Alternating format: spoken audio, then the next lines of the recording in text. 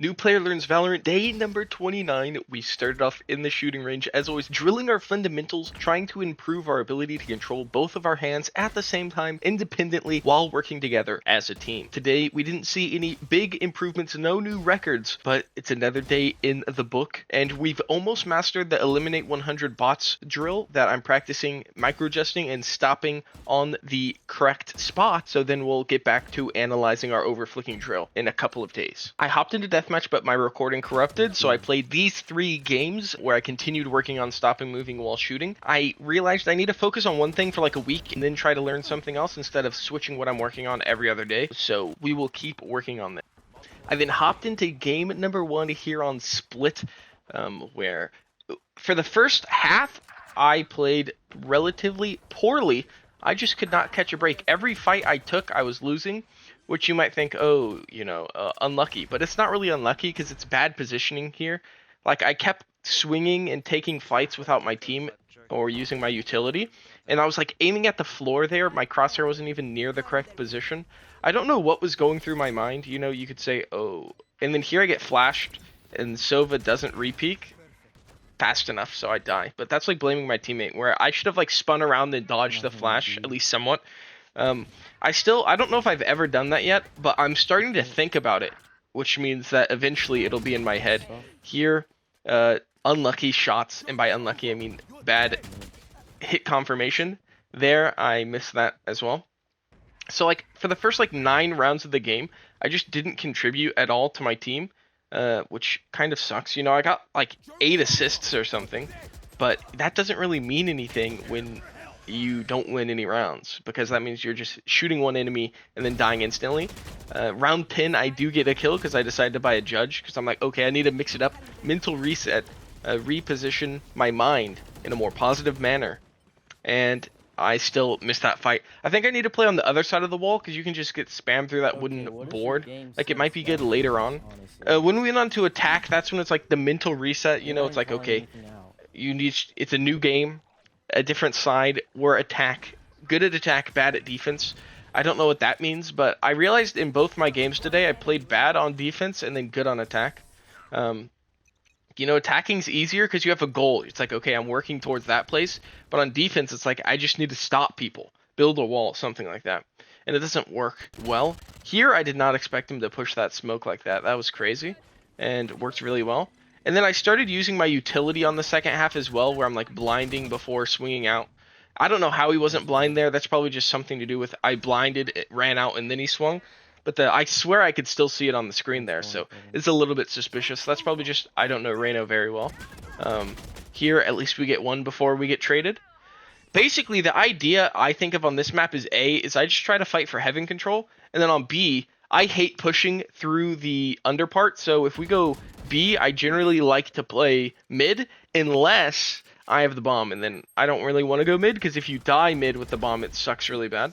But I started, feeling better, feeling more confident in myself, in my aim or whatever, later into the game, which basically means I just stopped losing all my fights, which was pretty cool, but a little too late.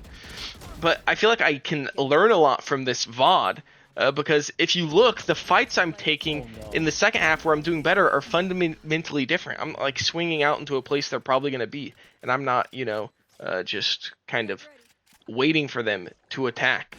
I'm being more proactive, but smartly proactive. I kind of dodged a flash there, if you think about it. Now, was it a coincidence? I don't know. Now, that clip right there, bad game sense, right? Because if I killed him, I walked back to be exposed to the door, because I was thinking about repositioning for if another guy swung. But I should also be aware that there's an entrance over there that someone could be. Then we hopped into game number 2 on Split, where I'm playing Reyna again. Now, we could talk about agent selection, because this game I'm seeing a lot of the similar issues as before. Here I actually walk into a bullet, which is new for me.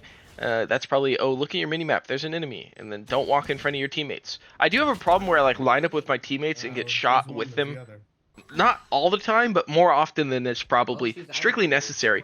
But speaking on agents, because there's a lot of speculation, I've been switching around. Basically, I think Reyna's okay for just only focusing on your gunfight mechanics and things like that. But I need to be a bit faster with pressing the heals and pressing the dismisses and things like that.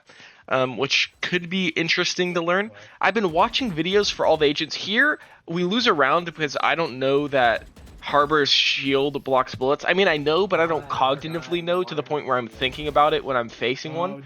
But if someone asked me, hey, does Harbor's bubble block bullets? I'd be like, yeah, it does. It has a little shield thing that goes away. So you have to shoot extra more, which is unfortunate.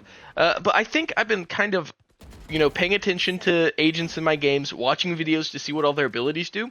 And a lot of people commented when I played Chamber that I was using Chamber's teleport like Omen, or I was trying to use Chamber's teleport like an Omen. And then, smokes are honestly pretty OP. When you have good smokes, playing attack or defense is way easier. So I'm thinking about playing Omen, but I don't have them unlocked yet, so I'm probably going to play like Reyna, KO, depending on who's available, until I can unlock Omen, and then maybe I'll learn Omen.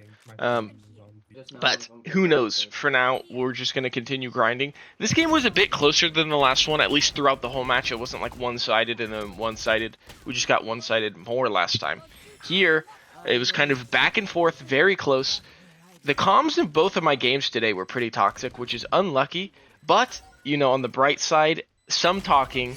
I don't know if it's actually better than no talking. I also kept cutting off my heals.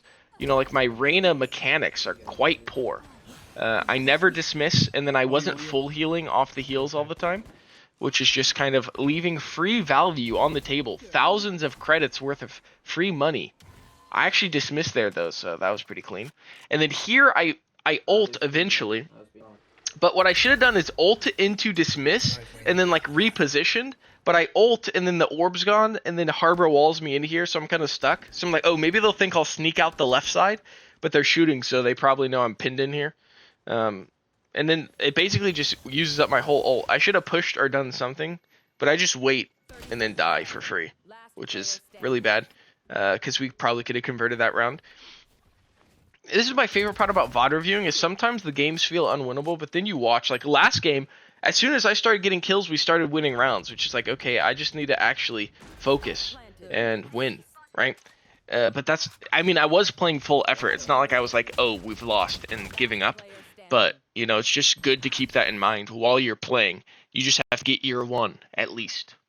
Then I hopped into aim training where I set a high score by 0.01. I don't care. It counts. The record's still alive. Let's see if we can do 30 days of constant improvement.